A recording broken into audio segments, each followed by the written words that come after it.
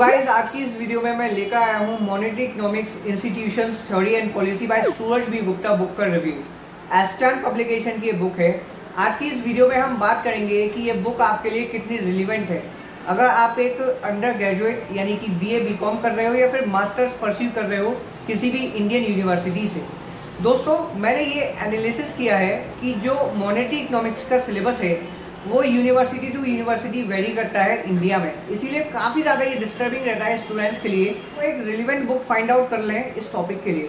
तो आज की इस वीडियो में मैं आपको इस बुक के कंटेंट की एक झलक दूंगा, आपको बताऊंगा कि इस बुक में कौन कौन से टॉपिक्स कवर किए गए हैं। साथ साथ आप ये भी जान जाओगे कि जिस भी यूनिवर्सिटी से आप स्टडी कर रहे हो उसके लिए बुक सही रहेगी, अप्रोप्रिएट रहेगी या फिर कोई और बुक आपको देखनी चाहिए। वैसे मॉनेटरी इकोनॉमिक्स की और भी बुक्स आती हैं, जैसे कि MC वैश की आती है, जगदीश खांडा की आती है, ML झिंगन की आती है। तो ये तय कर पाना आपके लिए मुश्किल है, इवन मेरे लिए भी है कि कौन सी बुक हमारे लिए जिस भी यूनिवर्सिटी में हम पढ़ रहे हैं वो अप्रोप्रिएट है। तो आज की वीडियो आपके लिए यूज़फुल है क्योंकि आपको इस बुक के कंटेंट का काफ़ी बारीकी से आइडिया लग जाएगा। आपको पता चल जाएगा कि कौन कौन से टॉपिक्स कैसे कैसे कवर किए गए हैं। वैसे मैं बात करूँ कंटेंट की तो ये जो बुक है वो 3 पार्ट्स में डिवाइडेड है, institutions, theory and policy. Total 20 chapters आपको मिलते हैं और 8 अपेंडिसेस भी मिल जाते हैं। तो वीडियो को शुरू करते हैं और देखते हैं इस बुक के कंटेंट को काफ़ी डिटेल में। तो ये वीडियो देखने के बाद अगर आप इस बुक को बाय करना चाहें तो बाय कर सकते हैं। 350 इस बुक की MRP है, डिस्काउंटेड रेट्स पे आपको मिल जाएगी। आप चाहें तो ऑनलाइन शॉपिंग साइट से इसे बाय कर सकते हैं, डिस्क्रिप्शन में बाय लिंक मौजूद है, या फिर आप अपने नियरेस्ट मार्केट स्टोर से इस बुक को परचेज कर सकते हैं अगर आप इस बुक को यूज़फुल समझें और अप्रोप्रिएट समझें अपने सिलेबस के अकॉर्डिंग।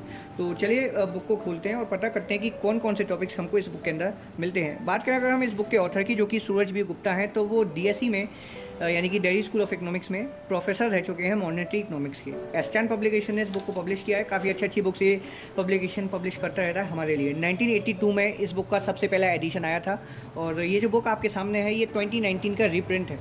तो चलते हैं हम इस बुक के कंटेंट्स की तरफ। ये आ जाता है कंटेंट्स। मैंने आपको बताया था कि 3 पार्ट्स में ये बुक डिवाइड रहती है। पहला पार्ट है इसमें इंस्टीट्यूशंस, जिसमें सबसे पहला चैप्टर आपको मिलेगा money and the payment system, जिसमें आपको मनी के बारे में बताया जाएगा।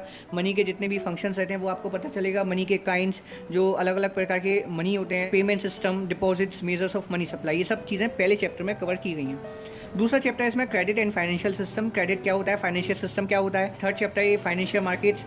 फोर्थ है the Reserve Bank of India, RBI as currency authority, RBI as banker to government, RBI as bankers bank and supervisor, यानी कि जो RBI के फंक्शंस रहते हैं वो आपको इस चैप्टर में पता चलेंगे। Control of money supply and credit, exchange management and control. फिर इसके बाद दोस्तों 5th चैप्टर इस बुक का जो है वो है कमर्शियल बैंक्स 1। इसमें आपको बैंक के बारे में बताया जाएगा कि बैंक होती क्या है, लिटरल मीनिंग क्या है बैंक का, classification of commercial banks, the regional rural bank, liabilities and assets of banks, evaluation of the cash credit system, a new simplified loan system. फिर commercial banks part 2, cooperative banks, development banks. 9th chapter है इस book का non bank financial intermediaries. 10th है unregulated credit markets. फिर second part है इस book का theory, जिसमें आपको demand for money, money and prices जैसे चैप्टर्स मिलेंगे। डिमांड फॉर मनी में आपको केनेसियन थ्योरी मिलेगी और फिर उसके बाद की जितनी भी थ्योरीज रही हैं लाइक फ्रीडमैन्स थ्योरी, टॉबिन्स अप्रोच। टॉबिन्स अप्रोच तो आई थिंक इसमें कवर नहीं किया गया, लेकिन जितनी भी थ्योरी हैं क्लासिकल, न्यू क्लासिकल, वो सब आपको डिमांड फॉर मनी में मिल जाएंगी। फिर 12th chapter money and prices. 13 chapter जो आपको इसमें मिलेगा वो है मनी, इंटरेस्ट एंड इनकम। 14 है इन्फ्लेशन। 15 है थ्योरी ऑफ मनी सप्लाई। 16 है the supply of credit and it's allocation. 17 interest rates. Last part जो है इस बुक का यानी कि पार्ट 3 वो है पॉलिसी। इसमें आपको 3 चैप्टर्स मिलेंगे, गोल्स, टारगेट एंड इंडिकेटर्स। मतलब कि मॉनेटरी पॉलिसी के क्या गोल्स रहने चाहिए, क्या टारगेट्स रहने चाहिए, और जो इंडिकेटर प्रॉब्लम है उसके बारे में भी आपको एक ओवरव्यू मिलेगा। 19 चैप्टर इस बुक का रहता है इंस्ट्रूमेंट्स ऑफ कंट्रोल। 20th है monetary credit policy of the Reserve Bank of India. इसके बाद आपको 8 अपेंडिसेस मिलते हैं। पहला अपेंडिक्स है इसमें the QTM, monetary velocity and the commodity market. Appendix B है the real balance effect. Appendix C monetary transmission mechanism. Appendix D inflationary expectations. उसी तरह से अपेंडिक्स E है the Phillips curve, expectations and other factors. F है Chakravarty committee recommendations. Appendix G M1 और M3। अपेंडिक्स H new financial developments.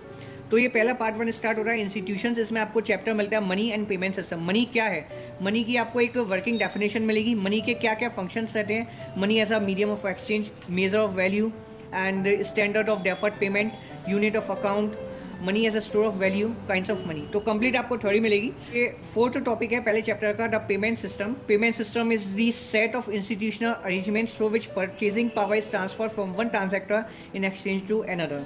तो सभी topics की आपको डेफिनेशन मिलेगी, बीच बीच में कुछ आपको एलैबोरेटिव एग्जाम्पल्स भी मिल जाएंगे जिससे कि आप इजीली समझ सको। फिर डिपॉजिट्स, बैंक डिपॉजिट्स, ये reclassification of all bank deposits into demand deposits and time deposits, measures of money supply, और काफ़ी टॉपिक्स आपको पहले ही चैप्टर में कवर क्यों मिल जाएंगे related to money and prices. Chapter 2 है credit and financial system. Credit क्या होता है उसके बारे में आपको पता चलेगा। दोस्तों इस बुक में केवल आपको थ्योरी मिलती है, किसी भी तरह से आपको क्वेश्चंस नहीं मिलते प्रैक्टिस के लिए। कहने का मतलब एक्सरसाइज आपको इस बुक में नहीं मिलती, जैसे कि आप और बुक में देख सकते हैं जिसमें आपको क्वेश्चंस भी मिल जाते हैं। तो ये जो बुक है वो कम्प्लीटली थ्योरेटिकल अप्रोच से डिज़ाइन की गई है, और जो ऑथर हैं इस बुक के सूरज बी गुप्ता, उन्होंने बेसिकली इस बुक को इंडियन कॉन्टेक्स्ट में तैयार किया है। यानी कि अगर आप इंटरनेशनल लेवल पे मॉनेटरी इकोनॉमिक्स को समझना चाहो तो ये बुक उतनी कारगर नहीं होगी, क्योंकि जो सोल क्राइटेरिया है इस बुक का वो इंडियन कॉन्टेक्स्ट है। इंडियन कॉन्टेक्स्ट में आपको मॉनेटरी इकोनॉमिक्स यहाँ पे इस बुक में मिल रही है। अब सवाल ये आता है कि ये किस किस यूनिवर्सिटी के लिए यूज़फुल है। तो इंडिया में काफ़ी सारी यूनिवर्सिटी हैं, प्राइवेट हैं, सेंट्रल हैं। अगर मैं बात करूँ सेंट्रल यूनिवर्सिटीज़ की, तो ज़्यादातर यूनिवर्सिटीज़ में मैं अगर BA ऑनर्स या फिर BCom की बात करूँ तो मॉनेटरी इकोनॉमिक्स के पेपर्स रहते हैं। तो उस लिहाजे से ये बुक किसी ना किसी एस्पेक्ट से यूज़फुल है। लेकिन आपको अब यहाँ पे एक और चीज़ देखनी होगी कि जो मॉनेटरी इकोनॉमिक्स का टॉपिक अगर आपके सिलेबस में इंक्लूड है तो उसमें कौन कौन से टॉपिक्स आपको पढ़ने हैं और कौन कौन से टॉपिक्स नहीं पढ़ने। अब ये कह पाना मुश्किल है कि किसी भी पार्टिकुलर यूनिवर्सिटी के लिए इस बुक का कंटेंट सफिशिएंट रहेगा। हो सकता है कि कुछ टॉपिक्स इसमें मिस आउट हो, और हो सकता है कि इसमें कुछ ज़्यादा ही थ्योरी दे दी गई हो जो कि आपसे नहीं पूछा जाएगा आपकी यूनिवर्सिटी के द्वारा। इसीलिए आपको खुद से तय करना है, जो मैंने आपको कंटेंट्स दिखाया इस बुक का, कि ये आपके लिए रिलीवेंट है या नहीं। वैसे अगर मैं ओवरऑल बात करूँ इस बुक के कंटेंट की, तो मेरे अकॉर्डिंग कंटेंट ठीक ठाक है। ना ये बुक ज़्यादा खास है और ना ही बिल्कुल बेकार है। बस इस बुक की एक दिक्कत जो मुझे नज़र आती है वो ये है कि थ्योरी काफ़ी ज़्यादा कन्फ्यूजिंग है, आपको ईजीली समझ में नहीं आएगी। जैसे अगर आप कंपैरिजन करोगे इस बुक का ML झिंगन की बुक के साथ, तो ML झिंगन की बुक एक सटीक अप्रोच के साथ तैयार की गई है।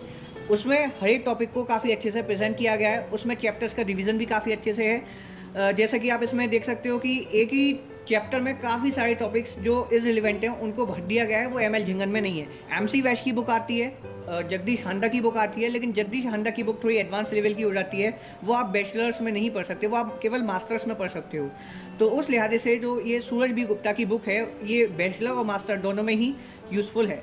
लेकिन आपको एक बात ध्यान रखनी है कि कुछ टॉपिक्स इस बुक में कम हो सकते हैं या फिर कुछ टॉपिक्स ज़्यादा हो सकते हैं, आप अकॉर्डिंग टू सिलेबस पढ़िए। बाकी अगर आपका मन है, आपकी दिली तमन्ना है मॉनेटरी इकोनॉमिक्स को समझने की, तो इस बुक को आप पूरा पढ़िए, आपको काफ़ी कुछ सीखने को मिलेगा। और ये बात तो तय है कि आप कोई सी भी बुक उठा लो, आपको कुछ ना कुछ तो सीखने को मिलता ही मिलता है। ये 11 चैप्टर इस बुक का, the demand for money, new classical theory, Keynesian theory और फ्रीडमैन्स अप्रोच, ये सभी चीज़ें आपको इस चैप्टर में कवर की हुई मिलेंगी। तो ओवरऑल बुक ठीक ठाक है, आप इस बुक को बाई कर सकते हैं अगर ये आपके सिलेबस से मिलती जुलती है, रिलीवेंट है तो दोस्तों फिलहाल वीडियो में इतना ही। अगर आपको किसी भी तरह से मदद मिले तो प्लीज़ एक लाइक कर दीजिएगा, और अगर आपने चैनल को सब्सक्राइब नहीं किया तो चैनल को सब्सक्राइब कर लीजिए ताकि ऐसी वीडियोस आपको आगे भी मिल सकें। और अगर आप मॉनेटरी इकोनॉमिक्स की एक अच्छी बुक बाय करना चाहते हैं तो आप ML झिंगन के साथ भी जा सकते हैं। ML झिंगन को मैं पर्सनली काफ़ी रिकमेंड करता हूँ स्टूडेंट्स को, क्योंकि वो मुझे खुद पसंद आई है। बाकी SB गुप्ता की भी बुक सही है अगर आपके सिलेबस से ये रिलेवेंट हो तो चलिए दोस्तों, मिलता हूँ नेक्स्ट एपिसोड में। Thank you for watching this video.